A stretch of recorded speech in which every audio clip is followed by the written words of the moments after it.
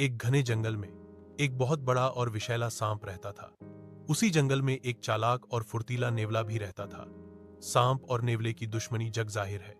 जहां भी वे एक दूसरे से मिलते, भीषण लड़ाई होती थी और अक्सर नेवला अपनी फुर्ती और सांप की धीमी गति के कारण जीत जाता था। एक बार जंगल में भीषण आग लग गई। आग इतनी तेजी से फैल रही थी कि हर जानवर अपनी जान बचाने के लिए भाग रहा था। सांप भी अपनी जान बचाने के लिए बिल से बाहर निकला और तेजी से भागने लगा। तभी उसकी नजर एक छोटे से गड्ढे में पड़ी जिसमें कुछ नेवले के बच्चे फंसे हुए थे। वे अपनी मां का इंतजार कर रहे थे, लेकिन उनकी मां शायद आग से बचने के लिए कहीं और चली गई थी। सांप ने बच्चों को देखा और सोचा, यह अच्छा मौका है। मैं इन बच्चों को खाकर अपने पुराने दुश्मन से बदला ले सकता हूं। लेकिन तभी उसे एक और विचार आया।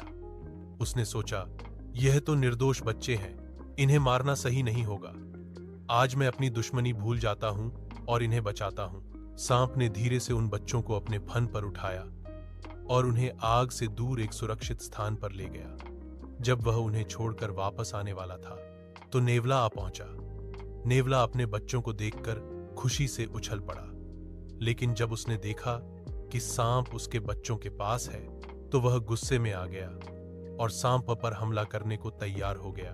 तभी सांप ने नेवले को पूरी बात बताई कि कैसे उसने उसके बच्चों को आग से बचाया। नेवला पहले तो हैरान हुआ, फिर उसे अपनी गलती का एहसास हुआ। उसने सांप को धन्यवाद दिया और बोला, मैंने हमेशा तुम्हें अपना दुश्मन समझा, लेकिन आज तुमने मेरे बच्चों की जान बचाकर यह साबित कर दिया कि तुम केवल एक दुश्मन नहीं हो। उस दिन से सांप और नेवले ने अपनी दुश्मनी छोड़ दी।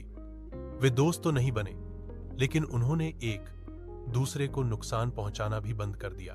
नैतिक शिक्षा, मॉरल ऑफ द स्टोरी। यह कहानी हमें सिखाती है कि परिस्थितियों के अनुसार दुश्मन भी दोस्त बन सकते हैं या कम से कम अपनी दुश्मनी भूल सकते हैं।